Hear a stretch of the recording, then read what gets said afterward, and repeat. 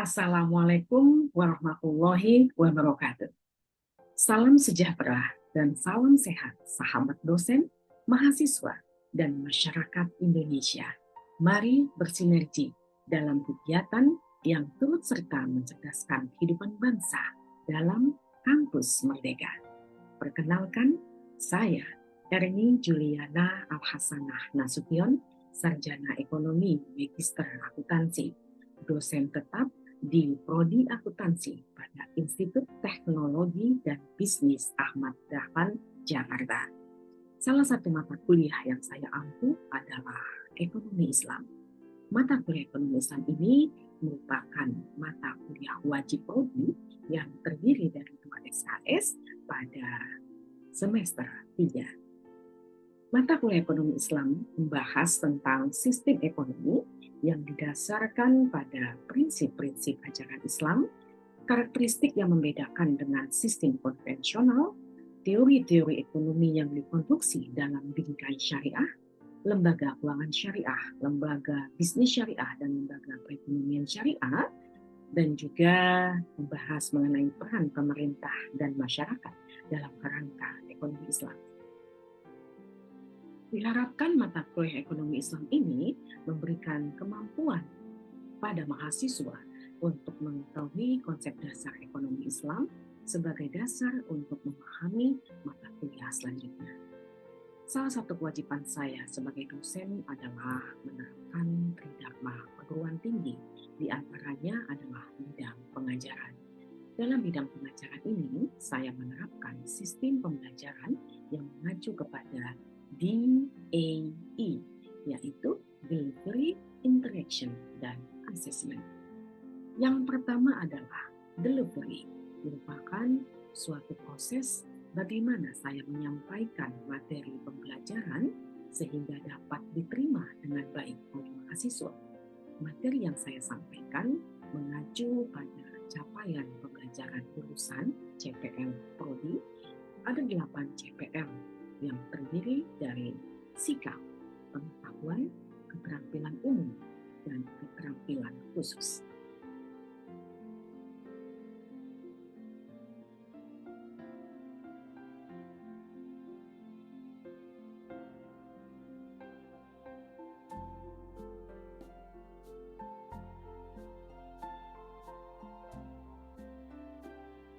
Selanjutnya, CPL Prodi diturunkan dalam 6 capaian pembelajaran mata kuliah atau CPMK.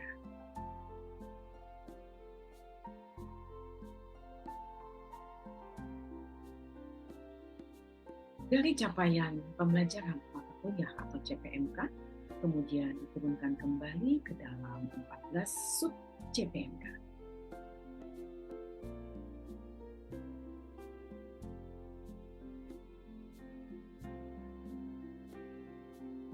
Kemudian dari sub CPMK diimplementasikan dalam 14 kali pertemuan tatap muka pembelajaran dan tidak termasuk ujian tengah semester atau UTS dan juga tidak termasuk ujian akhir semester atau UAS.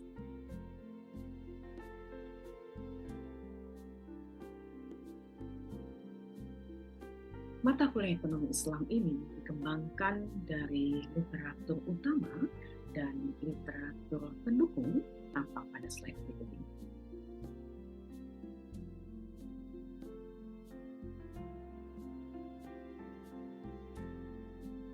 Di samping itu, literatur penunjang lainnya berupa jurnal, artikel dari berbagai media yang terkait dengan ekonomi Islam, juga informasi dari berbagai website utama seperti website Dewan Syariah Nasional, Majelis Ulama Indonesia terkait fatwa DSM MUI terkait akad syariah, website dari pihak otoritas keuangan syariah, juga website dari Asosiasi Industri Keuangan Syariah dan lain sebagainya.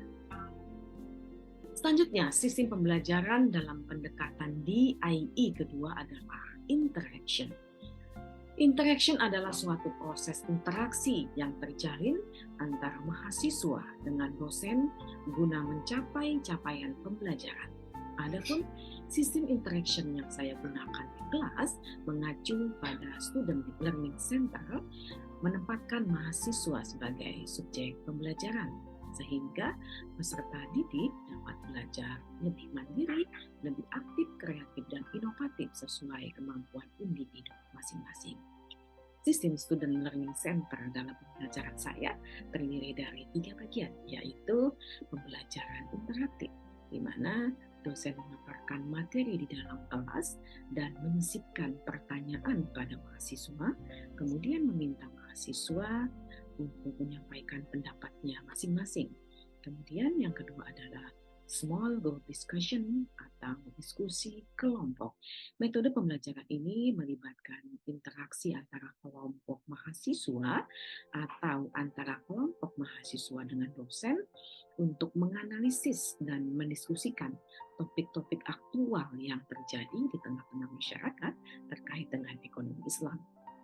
Dan yang ketiga adalah directed learning, di mana metode ini merupakan penugasan bagi mahasiswa seperti membaca buku-buku literatur tertentu, belajar melalui YouTube, membuat ringkasan, mengikuti kegiatan ilmiah, dan lain sebagainya. Platform yang saya gunakan adalah Learning Management System Institut Teknologi dan Bisnis Ahmad Dahlan. Pada platform LMS ini, mahasiswa dapat secara mandiri mengisi absensi, mengunduh materi perkuliahan, juga tersedia menu diskusi dalam forum, dan mengupload tugas-tugas yang diberikan.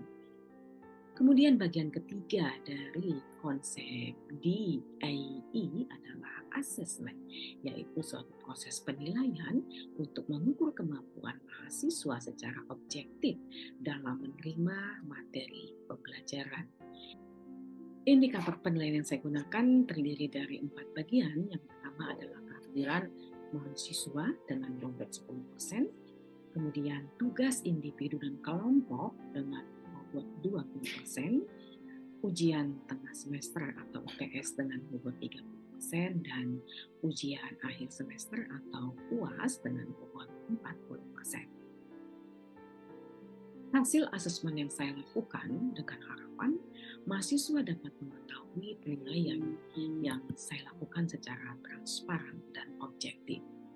Sebagai penutup, itulah 3 aspek yang saya gunakan dalam proses pembelajaran yang saya lakukan dengan mengacu pada pendekatan delivery, interaction, dan assessment. Selanjutnya adalah video rekaman pembelajaran tatap maya dengan media Zoom meeting pada mata kuliah Ekonomi Islam. Selamat menyaksikan. Assalamualaikum warahmatullahi wabarakatuh. Waalaikumsalam warahmatullahi wabarakatuh. Alhamdulillahirabbil alamin, wassalatu wassalamu ala asrofil anbiya'i wal mursalin wa ala alihi washabihi ajmain, amma ba'du. Rabbi zidni ilman warzuqni fahman waj'alni minas sholihin. Apa kabar adik-adik semua? Sehat-sehat ya? Alhamdulillah. Baik. Kita bertemu kembali dalam mata kuliah Ekonomi Islam.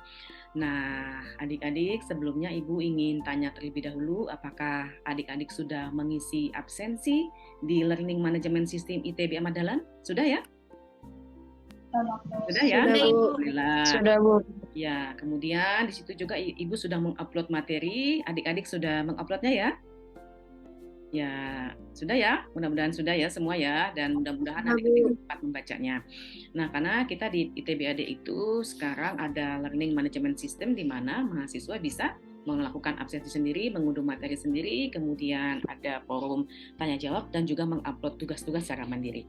Nah, adik-adik sebelum kita masuk materi, Ibu ingin tanya terlebih dahulu ya, kita refleksi dulu tentang pelajaran minggu lalu, yaitu mengenai ekonomi Islam. Nah, menurut adik-adik ya yang kemarin sudah Ibu sampaikan, apa itu pengertian ekonomi Islam?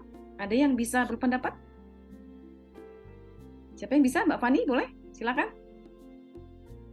Ilmu ekonomi itu mengkaji masyarakat dalam memanfaatkan sumber-sumber yang terbatas untuk dijadikan komoditi yang memiliki nilai yang memberikan manfaat.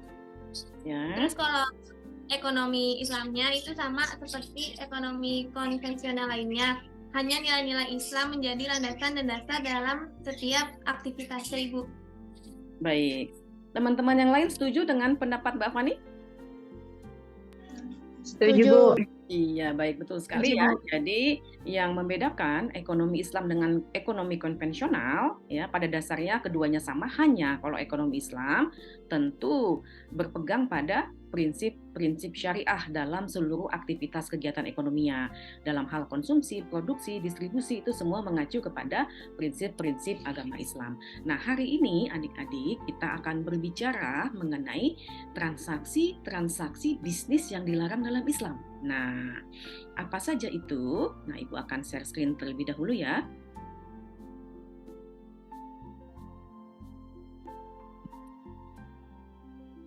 Baik, hari ini kita akan berbicara mengenai transaksi bisnis yang dilarang dalam Islam. Nah, tentu adik-adik bertanya ya, apa saja itu Ibu? Nah, kita lihat dulu kaidah dasarnya ya.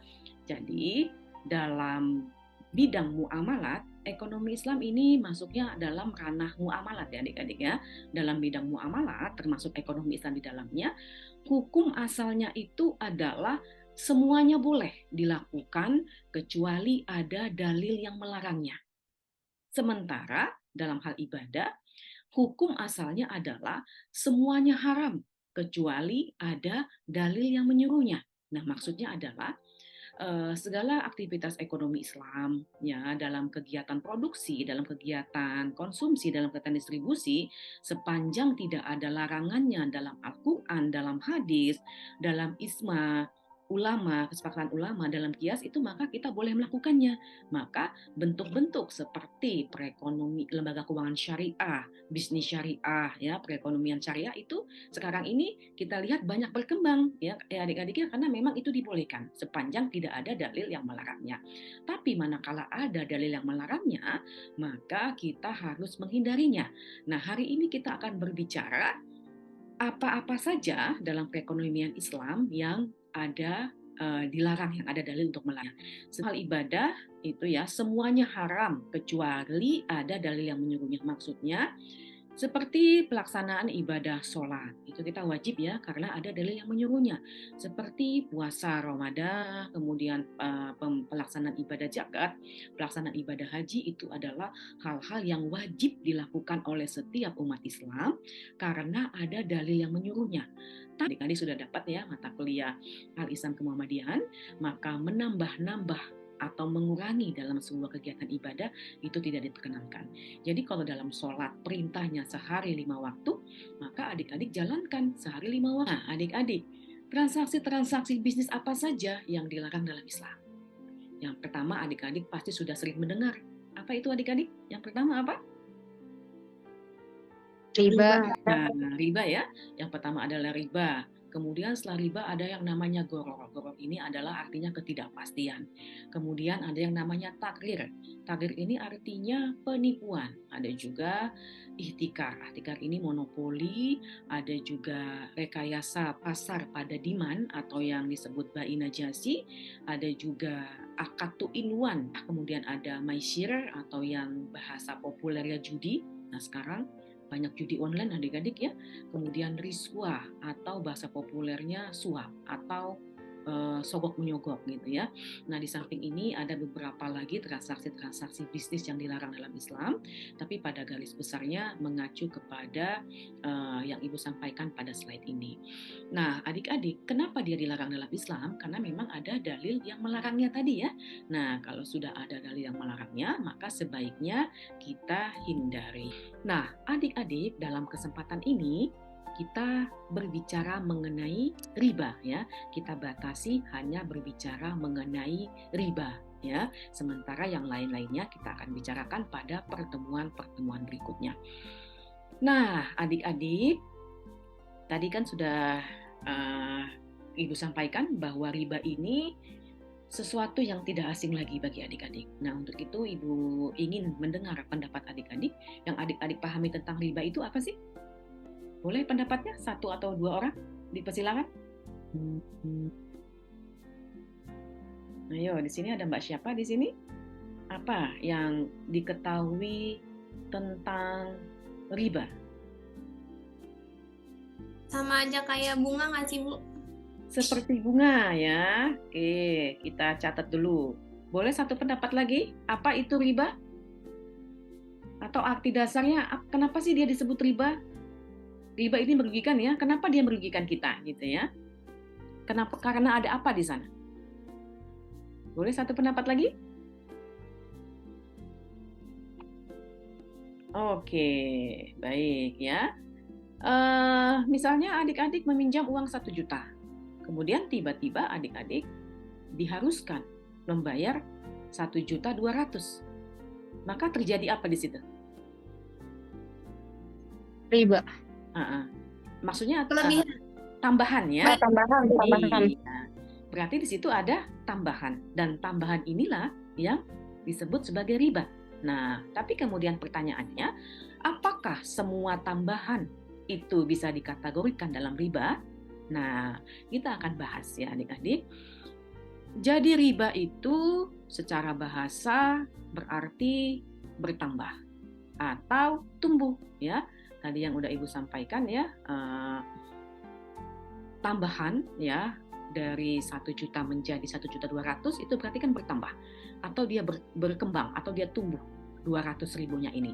Sedangkan secara istilah tambahan yang diberikan dalam pertukaran barang-barang tertentu dan tambahan yang diberikan kepada pokok utang. Nah, misalnya adik-adik melakukan tukar barang tertentu, kemudian adik-adik mempersyaratkan tambahan. Maka tambahan itu adalah riba. Misalnya adik-adik melakukan utang piutang, dan dalam setiap utang itu adik-adik juga mempersyaratkan tambahan. Maka tambahan itulah yang kemudian dikatakan sebagai riba. Kembali ke pertanyaan tadi, tambahan seperti apakah yang dikatakan sebagai riba? Nah, sebelum menjawabnya, kita lihat dulu ya bahwa cukup banyak ya dalil-dalil dalam Al-Quran yang mengharamkan riba. Salah satunya adik-adik bisa lihat dalam surat Al-Baqarah. Surat Al-Baqarah ini merupakan surat kedua, ayat 275 dalam Al-Quran, yang di situ sudah jelas ya mengatakan bahwa Allah itu telah menghalalkan jual beli dan mengharamkan riba. Kalau kita melakukan jual beli, justru itu yang dianjurkan. Tapi kalau kita menggunakan riba, maka itulah yang diharamkan. Jadi kalau adik-adik memberlakukan tambahan dalam kegiatan jual beli, maka itu diperkenankan ya. Kalau adik-adik jual beli tentu ingin mendapatkan keuntungan ya. Misalnya dari barang adik-adik 1 juta, kemudian adik-adik jual dengan harga 1.200.000. Maka di situ ada tambahan. Maka tambahan yang dimaksud di sini bukan riba. Kenapa? Karena tambahan ini diperoleh dalam rangka kegiatan jual beli, gitu ya.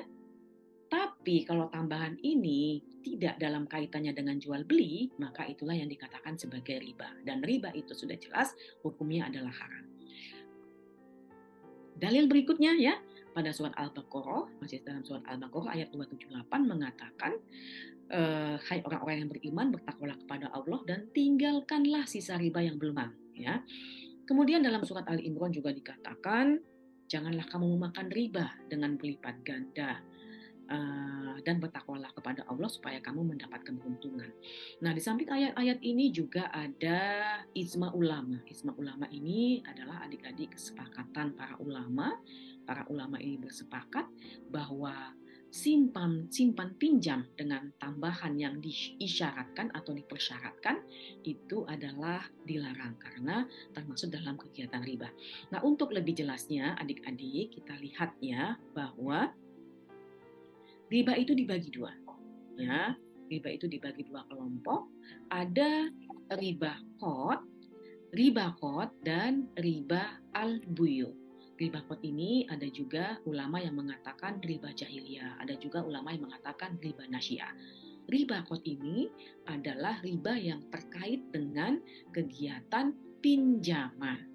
Sementara riba al-buyu ini kaitannya dengan kegiatan jual haramkan. Nah, sekarang adik-adik kita lihat apa sih bedanya pinjaman dengan jual beli ya adik-adik ya. Nah, Mbak Mita ya. Mbak Mita, kalau kita melakukan kegiatan jual beli, apakah setelah kita melakukan transaksi, barangnya berpindah dari si penjual ke si pembeli? Mbak Mita, pindah nggak barangnya? Iya Bu, berpindah. Pindah ya. Kalau kita melakukan pinjaman, apakah barangnya berpindah dari yang meminjam dari yang si peminjam pada peminjam? Iya, berpindah. Kepemilikannya berpindah nggak? Kepemilikannya nggak berpindah. Iya, betul. Cuman kalau menurut saya hanya barangnya aja gitu yang berpindah. Iya, untuk dipinjam gitu ya, sesuai dengan jangka Iya. waktunya. Nah, disinilah adik-adik yang intinya kalau pinjaman ya, pinjaman itu adalah kegiatan sosial ya. Islam memandang setiap pinjaman itu adalah kegiatan sosial. Maka dalam kegiatan sosial yang tujuannya untuk saling tolong-menolong tidak diperkenankan adanya tambahan. Kita mulai lagi dengan ruang lingkup riba. Jadi, adik-adik, jika manfaat atau kelebihan atas pinjaman itu diperjanjikan dalam akad atau dipersyaratkan atau disepakati dalam akad, maka itulah yang dikatakan sebagai riba kan.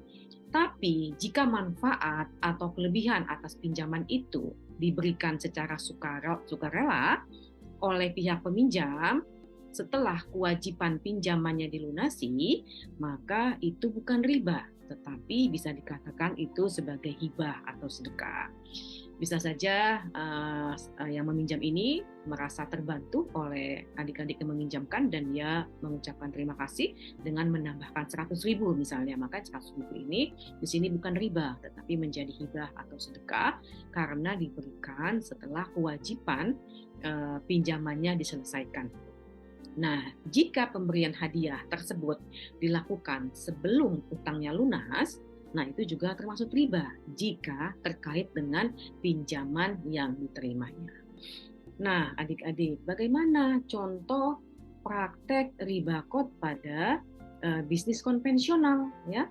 Misalnya pada bisnis konvensional kita temukan ya beberapa praktek riba qad, misalnya pada produk perbankan konvensional seperti bunga kredit, bunga deposito, tabungan, giro, dan lain-lain.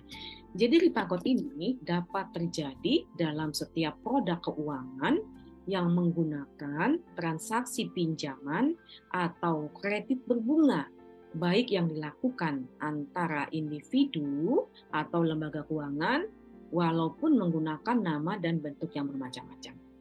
Demikian juga dengan penggunaan kredit pembiayaan bermotor konvensional, di dalamnya juga ada unsur riba.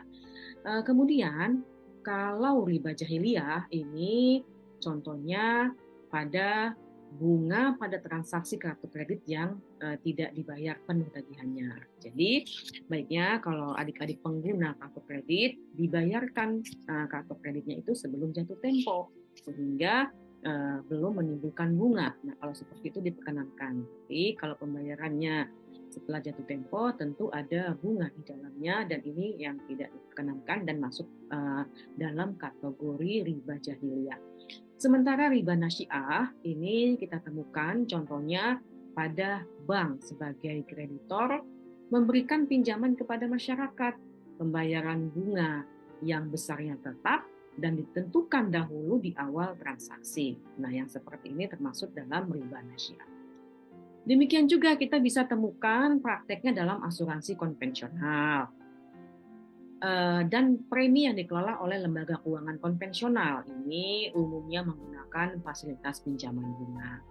Jadi hal-hal tersebut di atas, contoh-contoh tersebut di atas termasuk riba karena mensyaratkan bunga yang besarnya tetap dan ditentukan lebih dahulu di awal transaksi, ya adik-adik ya. Nah, kemudian bagaimana alternatif yang halal gitu ya? Jadi dari penjelasan di atas bisa ditegaskan kembali bahwa riba qad ini dilarang karena bertentangan dengan prinsip al-gunmu bil gurmi ya, sebagaimana yang dijelaskan sebelumnya ya, bahwa dalam setiap kegiatan perekonomian itu pasti ada resiko untung, resiko rugi, atau bisa saja impas gitu ya.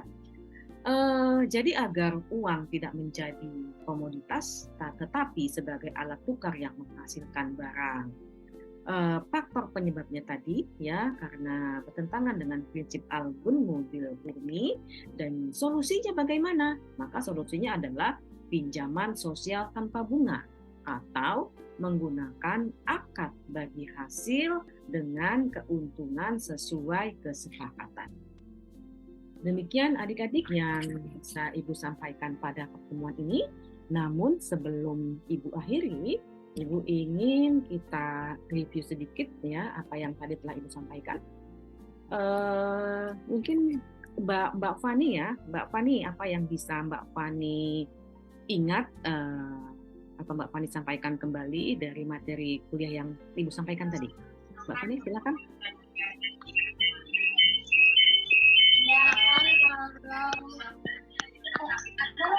Suaranya belum kedengaran. Suaranya dihidupkan dulu. Apalagi musik di sana ya.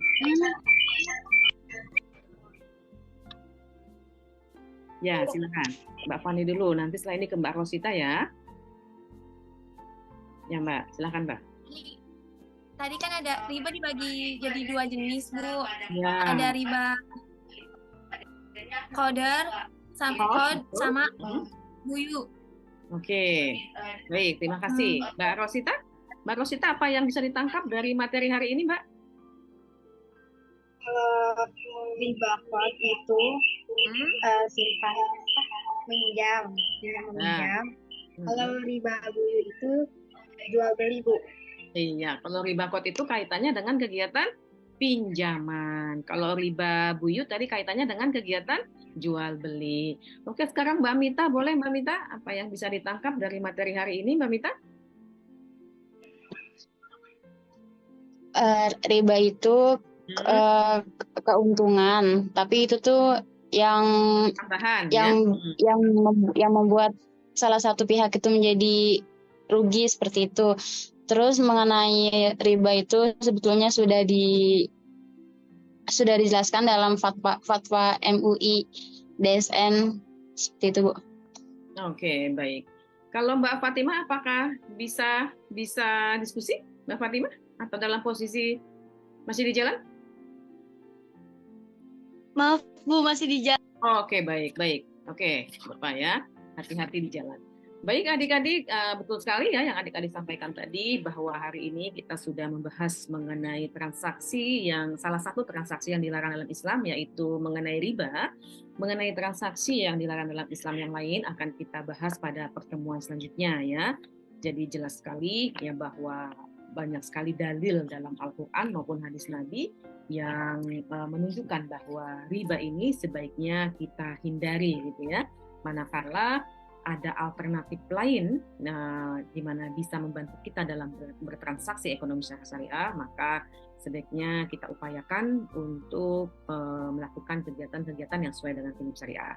Tapi manakala itu belum dilakukan, minimal ada niat gitu ya, ada niat dari kita semua untuk pelan-pelan mulai melaksanakan kegiatan-kegiatan yang sesuai dengan prinsip syariah. Karena bagaimanapun itu adalah ajaran agama kita ya, bahwa dalam setiap aspek kehidupan sebaiknya kita kembali kepada prinsip-prinsip dasar Islam. Adik-adik, mungkin begitu dulu dari Ibu untuk pertemuan hari ini. Terima kasih atas kerjasamanya, atas partisipasinya, atas diskusinya. Selamat melanjutkan aktivitas ya. Terima kasih. Salam sehat. Wassalamualaikum warahmatullahi wabarakatuh. Waalaikumsalam warahmatullahi wabarakatuh.